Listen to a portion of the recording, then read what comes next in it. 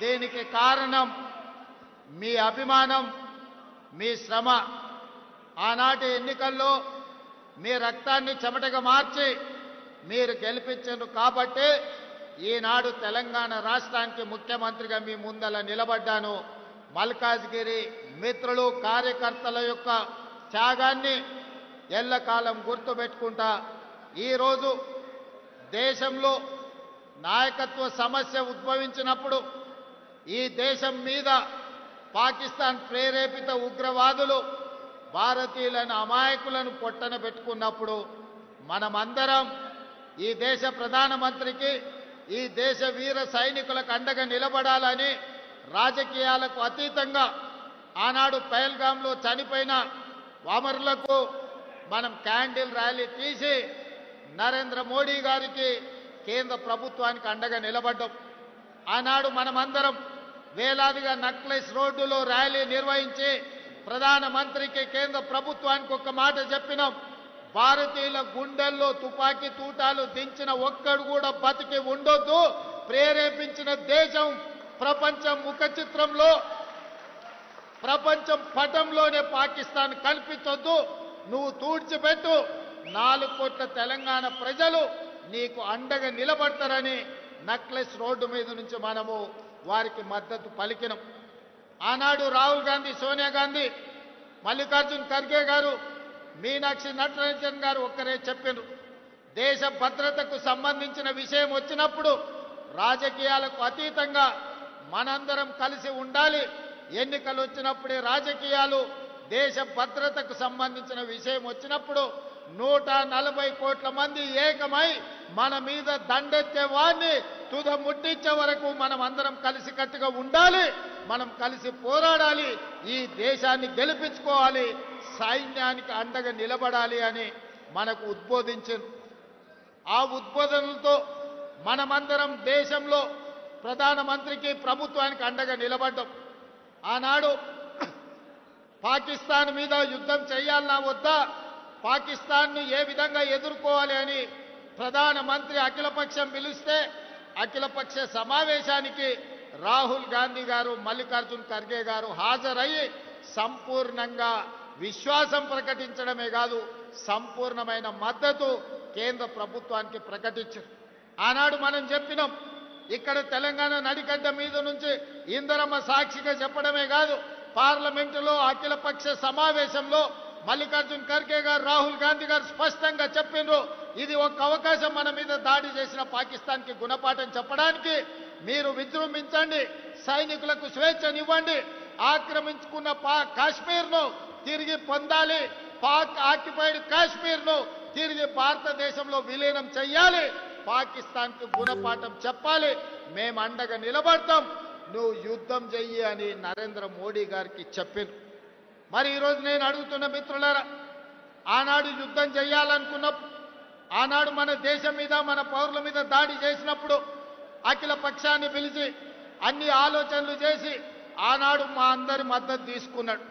ప్రధానమంత్రి నరేంద్ర మోడీ గారికి మేము అండగా నిలబడి మీరు యుద్ధం చెయ్యండి, మేము అండగా నిలబడతాం, మేము సమర్థిస్తాం రాజకీయాలకు అతీతంగానే కాంగ్రెస్ పార్టీ ఆనాడు స్పష్టంగా ప్రధానమంత్రి నరేంద్ర మోడీ గారికి చెప్పడం జరిగింది. 4 రోజులు యుద్ధం తర్వాత మరి ఏమి జరిగిందో, ఎవరు బెదిరించిండ్రో, ఎవరు లొంగ తీసుకున్నారో, ఎవరికి ఎవరు లొంగిపోయినరో మనకు తెలియదు. కానీ అర్ధాంతరంగా అమెరికా ప్రెసిడెంట్ ట్రంప్ బయటకు వచ్చి నేను యుద్ధాన్ని ఆపేసిన, భారత్ను బెదిరించిన అని ట్రంప్ ప్రకటించే పరిస్థితి వచ్చింది అని అంటే, ఈ దేశ ప్రధానమంత్రి యుద్ధం చేయాలనుకున్నప్పుడు, పాకిస్తాన్ మన మీద దాడి చేసినప్పుడు పార్లమెంటులో అఖిల పక్షాన్ని పిలిచి చర్చించాడు.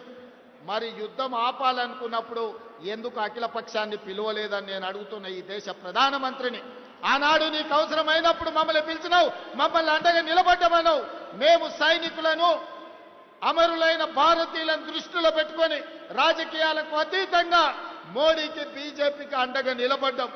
కానీ కాల్పులు ఆపినప్పుడు, యుద్ధం విరమించినప్పుడు మీరు అఖిల పక్షాన్ని ఎందుకు పిలవలేదు, అందరితో ఎందుకు సంప్రదించలేదని ఈరోజు ఈ జై హింద్ ర్యాలీ సందర్భంగా నేను వారిని అడగదలుచుకున్నా. మిత్రులారా, నాయకత్వం అంటే ఆషామాషి కాదు.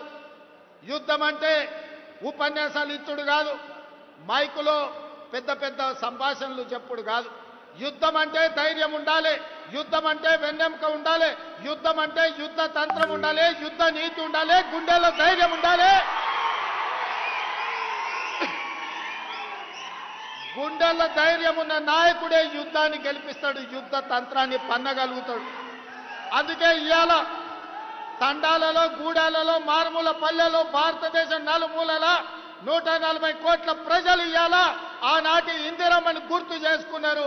1967లో చైనా అతి తెలివితేటలు ప్రదర్శించి భారతదేశం మీద యుద్ధం ప్రకటించింది.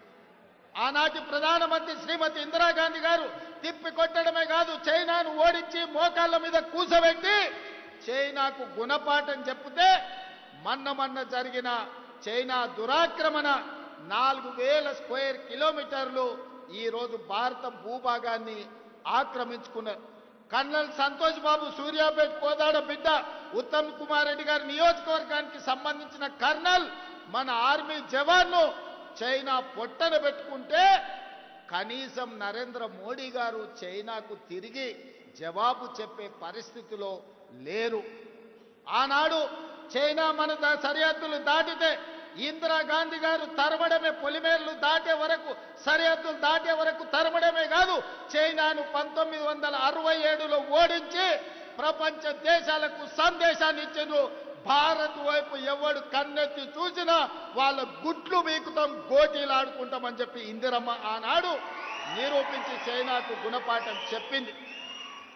మిత్రులారా, 1971లో పాకిస్తాన్ దేశానికి అమెరికా అండగా నిలబడి భారతదేశాన్ని ఆక్రమించుకోవాలని భారతదేశం మీద యుద్ధం చేయడానికి ముందుకొచ్చారు. ఆనాడు ఆ సమయంలో ఇందిరాగాంధీ గారు అమెరికాలోనే పర్యటన చేస్తున్నారు.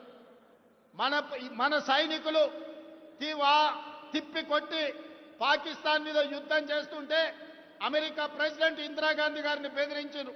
మీరు తక్షణమే యుద్ధం ఆపాలి, యుద్ధం ఆపకపోతే మేము పాకిస్తాన్కి మద్దతు ఇచ్చి మీ దేశాన్ని ఓడిస్తామని చెప్పి ఆనాటి అమెరికన్ ప్రెసిడెంట్ ఇందిరాగాంధీ గారిని బెదిరిస్తే ఇందిరాగాంధీ గారు ఒకే మాట చెప్పింది, నా దేశాన్ని రక్షించుకునే గుండె ధైర్యం ఉంది, నాకు వెన్నెముక ఉంది, నీకు చేతనైతే పాకిస్తాన్ తరపున యుద్ధానికి రా, యుద్ధంలోనే తేల్చుకుందాం, నీ సంగతి ఏందో చూస్తా అని ఆనాడు ఇందిరాగాంధీ గారు గుండె ధైర్యంతోనే అమెరికా ప్రెసిడెంట్కు ధీటుగా జవాబు చెప్పడమే కాదు, 1971లో జరిగిన పాకిస్తాన్ యుద్ధంలో పాకిస్తాన్ను ఓడించడమే కాదు, పాకిస్తాన్ 2 ముక్కలు చేసి దేశాన్ని ఒక బంగ్లాదేశ్ దేశంగా, రెండోది పాకిస్తాన్ దేశంగా ఇందిరాగాంధీ గారు విడగొట్టారు. ఆనాడు పాకిస్తాన్ మన మీద దాడి చేయాలనుకుంటే ఉక్కు మహిళ ఇందిరాగాంధీ పాకిస్తాన్ యుద్ధంలో ఓడించడమే కాదు, పాకిస్తాన్ని 2 ముక్కలు చేసి బంగ్లాదేశ్ పాకిస్తాన్ గా విడగొట్టి భారతదేశం వైపు కన్నెత్తి చూస్తే బొంద పెడతామని ఇందిరాగాంధీ గారు నిరూపించిన నాయకురాలు శ్రీమతి ఇందిరాగాంధీ, మన కాంగ్రెస్ పార్టీ అధ్యక్షురాలు. అందుకే ఆనాడు నెక్లెస్ రోడ్లో నేను చెప్పిన, నరేంద్ర మోడీ గారు మీకొకవేళ ఆలోచన లేకపోతే, మీకొకవేళ ఏ విధంగా పాకిస్తాన్ ఓడించాలని అర్థం కాకపోతే ఆనాటి అపరకాలి ఇందిరమ్మను ఆదర్శంగా తీసుకో, ఇందిరమ్మకు దండం పెట్టి బయలుదేరు, ఇందిరమ్మ మహిళా శక్తిగా అపరకాలిగా నీకు అండగా ఉంటుంది. ఇందిరాగాంధీ గారు చూపించిన మార్గంలో నువ్వు పాకిస్తాన్తో యుద్ధం చెయ్యి, 4 కోట్ల తెలంగాణ ప్రజల పక్షాన తెలంగాణ ముఖ్యమంత్రిగా నేను నీకు అండగా నిలబడతా అని చెప్పిన. ఆనాడు అందరికంటే ముందు అమరులైన చనిపోయిన పహల్గాంలో చనిపోయిన భారతీయులకు క్యాండిల్ ర్యాలీ తెలంగాణ రాష్ట్రం మొట్టమొదట ర్యాలీ నిర్వహించింది. అదేవిధంగా యుద్ధం మొదలైన తర్వాత కేంద్ర ప్రభుత్వానికి నరేంద్ర మోడీకి అండగా నిలబడడానికి మొట్టమొదటి తిరంగా ర్యాలీ తీసి వేలాది మంది సైనికులను, పోలీసులను, ప్రభుత్వ ఉద్యోగస్తులను నక్లెస్ రోడ్డు మీద కదం తొక్కించి ప్రధానమంత్రి మీరు యుద్ధం చేయండి, మేము అండగా నిలబడతామని తెలంగాణ 4 కోట్ల ప్రజల తరఫున మనం తిరంగా ర్యాలీ తీసి అండగా నిలబడ్డాం. మరి నేను ఇవాళ బీజేపీ నాయకులను అడుగుతున్నా, మీకు కొంచెమైన ఆలోచన ఉందా? మీ చీము నెత్తురు రక్తం ఎక్కడికి పోయింది? ఇవాళ పాకిస్తాన్ నుండి మన దేశంలో చొచ్చుకొచ్చి 26 మందిని పొట్టన పెట్టుకోవడమే కాదు, యుద్ధం నువ్వు ప్రకటిస్తే నీ యుద్ధంలో 36 మందిని కశ్మీర్లో మళ్ళీ పాకిస్తానోడే చంపితే మీరు మీ పార్టీ ఏం చేస్తున్నారు? గాడిద పళ్ళు దొమ్ముతున్నారా? నేను బీజేపీలను అడుగుతున్నా. ఇవాళ జరిగిన పరిణామాలు, ఈ దేశంలో బీజేపీ చేస్తున్న రాజకీయాలను ఈ దేశ ప్రజలు ఆలోచన చేయాలి. యుద్ధమన్నా దేశ భద్రతన్నా రాజకీయాలకు అతీతమని మన నాయకుడు రాహుల్ గాంధీ గారు చెప్తే, యుద్ధమైనా యుద్ధ నీతైనా ఏదైనా మాకు రాజకీయమే, ఎన్నికల లబ్ధి అని ఈనాడు తిరంగా ర్యాలీ పేరు మీద నరేంద్ర మోడీ గారు బయలుదేరి కాంగ్రెస్ పార్టీని, రాహుల్ గాంధీ గారిని విమర్శిస్తున్నాడు. ఇది ఎక్కడి నీతి అని నేను బీజేపీ నాయకులను అడుగుతున్నా. ఇవాళ కాంగ్రెస్ను ఎందుకు విమర్శిస్తున్నారు? 67లో చైనాను ఓడించినందుకు విమర్శిస్తురా? 71లో పాకిస్తాన్ని 2 ముక్కలు చేసినందుకు ఓడిస్తురా? మొన్న జరిగిన పహల్గాం దాడిలో నీకు అండగా నిలబడి నీకు మద్దతు ఇచ్చి యుద్ధం చేయమని వీర తిలకం దిద్ది మేం పంపిస్తే